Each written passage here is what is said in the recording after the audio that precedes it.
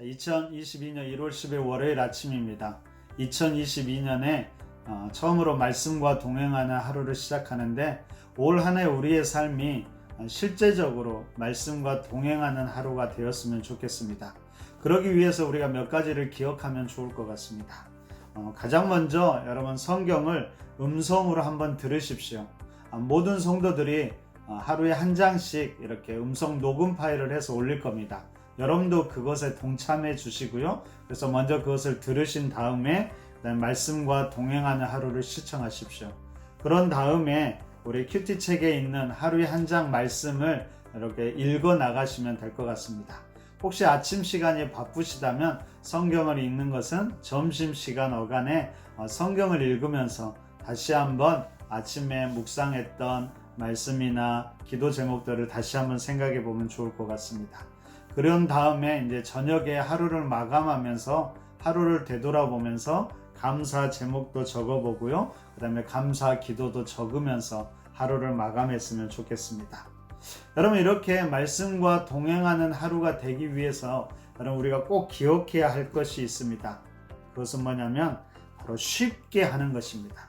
처음부터 너무 욕심을 부리거나 어렵게 하려고 하면 이것이 오히려 더 잘 되지 않을 때가 있습니다. 오히려 어렵지 않게 쉽게 간단하게 하십시오. 그래서 이것이 내 삶의 습관이 될 때까지 그렇게 하다 보면 나도 모르게 자연스럽게 더 깊어질 수 있습니다. 처음부터 깊게 하기보다는 쉽게 하되 매일매일 한번 진행하려고 노력해 보시기를 바랍니다. 자, 오늘 시작했으니까요. 매일매일 말씀과 동행하는 하루가 우리의 삶이 되시기를 간절히 바랍니다. 우리 함께 사도신경으로 신앙 고백하고 함께 말씀 나누도록 하겠습니다. 전능하사 천지를 만드신 하나님 아버지를 내가 믿사오며 그 외아들 우리 주 예수 그리스도를 믿사오니 이는 성령으로 잉태하사 동정녀 마리아에게서 나시고 본디오 빌라도에게 고난을 받으사 십자가에 못 박혀 죽으시고 장사한 지 사흘 만에 죽은 자 가운데서 다시 살아나시며 하늘에 오르사 전능하신 하나님 우편에 앉아 계시다가 저로서 산자와 죽은 자를 심판하러 오시리라. 성령을 믿사오며 거룩한 공회와 성도가 서로 교통하는 것과 죄를 사하여 주시는 것과 몸이 다시 사는 것과 영원히 사는 것을 믿사옵나이다. 아멘. 우리가 함께 살펴볼 말씀은 요한복음 1장입니다. 여러분 모든 복음서가 그렇지만 요한복음의 핵심적인 주제를 말하라고 하면 바로 예수님이 누구신가라고 말할 수 있을 것입니다. 그럼 각 복음서의 기자들은 각자의 관점에서 예수님의 정체에 대해서 밝히고 있습니다. 바로 이것이 기독교의 핵심입니다. 다시 말하면 여러분 기독교는 철학이나 사상이 아니라 한 분이신 예수님을 믿고 따르는 종교입니다. 예수 그리스도가 바로 복음의 핵심이고 복음의 심장에 있는 것이지요. 우리는 오직 그분에게만 초점을 맞추어야 하는 것입니다. 여러분 그러면 요한복음이 말하고 있는 예수님은 어떤 분일까요? 한마디로 말한다면 예수님이 단순한 인간이 아니라 바로 하나님이심을 요한복음은 밝히고 있습니다. 자, 이것을 설명하기 위해서 요한복음에서는 몇 가지 중요한 단어를 사용하고 있는데 함께 살펴보도록 하겠습니다. 첫 번째로 요한복음은 예수님에 대해서 설명하면서 말씀이라는 단어를 사용합니다. 오늘 1절과 3절을 보십시오. 자, 태초에 말씀이 계시니라 이 말씀이 하나님과 함께 계셨으니 이 말씀은 곧 하나님이시라. 그가 태초에 하나님과 함께 계셨고 만물이 그로 말미암아 지은 바 되었으니 지은 것이 하나도 그가 없이 된 것이 없느니라. 여러분 예수님을 말씀이라고 소개하는데 그 말씀이 그냥 말씀이 아니라 바로 인격적인 존재라고 이야기합니다. 그리고 태초부터 하나님과 함께 계시면서 만물을 창조하셨다라고 이야기하고 있습니다. 그러니까 그분을 통해 만물이 창조되었고요. 만물의 존재 목적은 오직 그분을 위해서 창조되었고 존재하게 되었다라는 것입니다.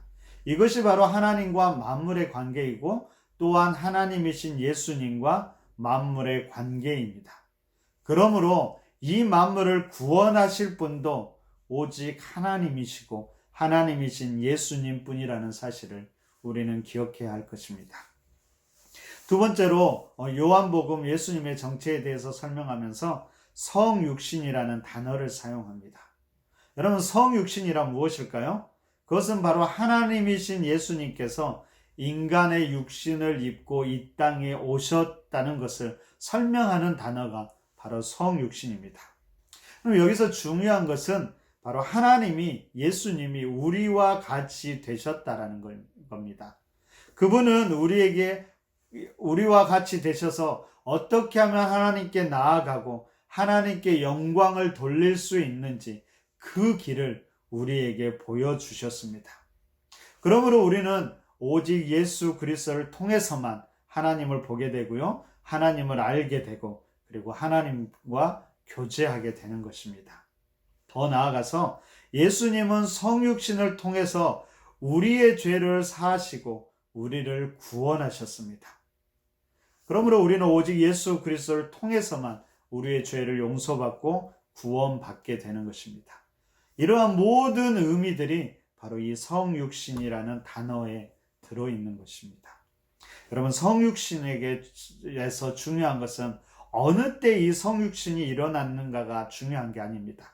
물론 역사적으로 보면 주전 한 4년 정도로 예수님께서 이 땅에 태어났다고 하는데요. 더 중요한 것은 무엇일까요? 그것은 성육신이 이 땅을 향한, 세상을 향한 하나님의 구체적인 계획과 목적을 가지고 우리들 시간 안에서 이루어졌다는 것이 중요합니다. 그리고 그 계획과 목적이 지금도 이루어져 있고 가고 있고, 그것이 하나님의 때에 반드시 완성될 것이라는 것이 중요합니다. 이로 인해서 우리의 삶의 목적도 의미도 새롭게 되는 것입니다. 자, 세 번째로 요한은 생명과 빛이라는 단어로 예수님을 소개하고 있습니다. 바로 예수 그리스도께서 모든 생명의 근원이고 소망의 근원임을 밝히고 있는 것입니다. 여러분, 4절을 보세요. 그 안에 생명이 있었으니 이 생명은 사람들의 빛이라. 그럼 이 생명이 이 땅 가운데 임할 때 모든 죽음과 질병이 사라지게 될 것입니다. 그리고 이 빛이 이 땅 가운데 임할 때 모든 어둠과 억압, 더러움이 사라지게 될 것입니다. 바꿔 말하면 무슨 말일까요? 이 땅의 생명의 회복, 그리고 억압과 더러움에서 자유케 되는 것은 오직 하나님이신 예수님을 통해서만 가능하다고 말하고 있는 것입니다. 자, 네 번째로 요한복음은 예수님에 대해서 하나님의 어린 양이라고 이야기하고 있습니다. 자, 36절을 보세요. 예수께서 건의심을 보고 말하되 보라, 하나님의 어린 양이로다. 여러분, 이 하나님의 어린 양이라는 표현이 어디에서 가장 먼저 나올까요? 여러분, 창세기 22장에 보면 아브라함의 아들 이삭을 번제로 바치려고 할 때 바로 거기에서 어린 양이 언급됩니다. 레위기 14장을 보면 속건제와 관련해서 이 어린 양이 언급되고요.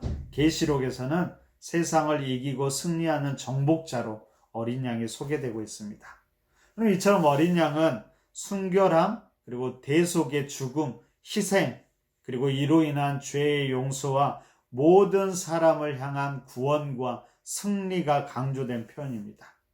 예수님은 비록 연약한 어린 양으로 이 땅에 오셨지만, 그분의 생명을 내어주셨지만, 그 생명을 내어주심을 통하여서 궁극적으로 승리를 이루시고 우리를 구원하셨다라는 것을 의미하고 있습니다. 그러면 이처럼 요한복음은 말씀, 그리고 성육신, 그리고 생명과 빛, 그리고 어린 양이라는 그런 단어와 개념을 통해서 하나님이신 예수님을 소개하고 있습니다. 근데 여러분, 이런 예수님께서 이 땅에 오셨을 때 사람들의 반응은 어땠을까요? 크게 두 가지로 나누어집니다. 하나는 분명히 잘못된 반응인데 어쩌면 이 땅에서는 너무나 자연스러운 반응이었습니다. 그것은 어둠에 있는 사람들이 그 예수님의 존재를 전혀 깨닫지 못하고요, 예수님을 영접하지도 않은 것입니다. 더 나아가서 그 예수님을 거부하고 대적하고 죽이려고 하지요. 아마도 이런 반응은 분명 하나님이 기대하신 반응은 아니었을 것입니다. 그렇다면 하나님이 기대하신 바른 반응은 어떤 것이었을까요? 12절은 이렇게 이야기합니다. 자, 영접하는 자, 곧 그 이름을 믿는 자들에게는 하나님의 자녀가 되는 권세를 주셨으니, 예수님을 알고 예수님을 믿고 영접하는 자는 하나님의 자녀가 되게 하셨다라는 겁니다. 그럼 더 나아가서 예수님을 만난 이들은 어떻게 행동했을까요? 또 누군가에게 그 예수님을 전하게 됩니다. 그럼 안드레가 형제 베드로에게 예수님을 전했고요. 빌립이 나다나엘에게 예수님을 전했고요. 세례 요한은 모든 백성들에게 예수님을 선포합니다. 그럼에도 불구하고 많은 사람들이 그렇게 묻지요. 그러면 너는 누구냐? 그렇게 묻습니다.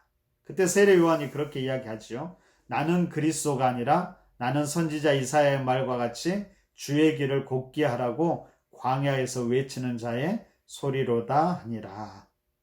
무슨 말일까요? 그들은 예수님을 전했지만 그들 자신의 본분을 잊지 않았다라는 것입니다. 그들 자신이 그리스도가 아니라는 사실을 분명히 밝힙니다.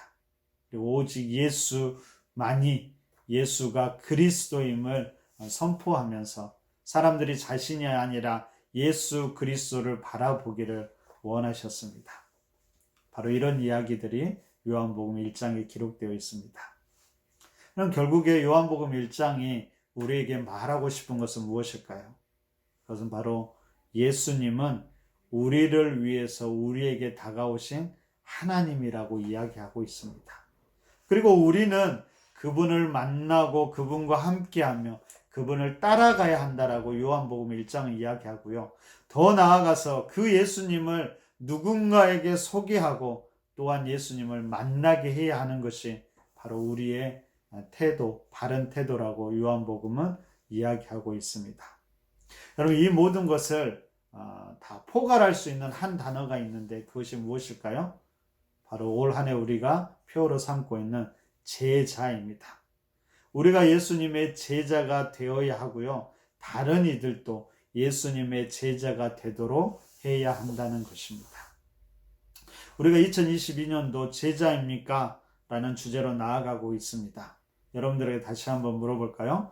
여러분들은 제자입니까? 어떻게 대답해야 되죠? 네, 주님, 제가 제자입니다. 정말로 그렇게 고백하고 제자된 길을 걸어가십시오. 그리고 그것이 여러분들에게서 끝나는 것이 아니라 여러분들을 통해서 또 다른 이들이 제자로 세워줄 수 있기를 바랍니다. 그래서 주님께서 제자들에게 마지막 유언처럼 당부하신 말씀이 마태복음 28장 18절 이하에 우리가 잘 알고 있는 말씀이죠. 제가 다시 한번 읽어드리도록 하겠습니다. 예수께서 나와 말씀하여 이르시되 하늘과 땅의 모든 권세를 내게 주셨으니 그러므로 너희는 가서 모든 민족을 제자로 삼아 아버지 아들과 성령의 이름으로 세례를 베풀고 내가 너희에게 분부한 모든 것을 가르쳐 지키게 하라. 볼지어다 내가 세상 끝날까지 너희와 항상 함께 있으리라 하시니라. 여러분, 올 한 해 이 말씀을 따라서 우리가 먼저 예수님의 제자가 되고 또한 우리를 통해서 수많은 예수님을 제자로 삼는 수많은 생명들이 많아질 수 있기를 바랍니다. 제자 되고 제자 삼는 우리 푸른나무교회 성도님들이 되시기를 간절히 바랍니다. 우리 함께 기도했으면 좋겠습니다. 특별히 월요일 아침에는 나라와 민족을 위해서 기도했으면 좋겠고요. 우리 푸른나무교회 이루어져야 될 사역, 특별히 오늘 말씀과 동행하는 하루를 시작했으니까요. 모든 성도들이 이 말씀과 동행하는 하루하루의 삶을 살아갈 수 있도록 기도해 주십시오. 그리고 성도들의 일주일의 삶, 여러분의 일주일의 삶을 위해서 기도하시기 바랍니다. 자, 함께 기도하겠습니다.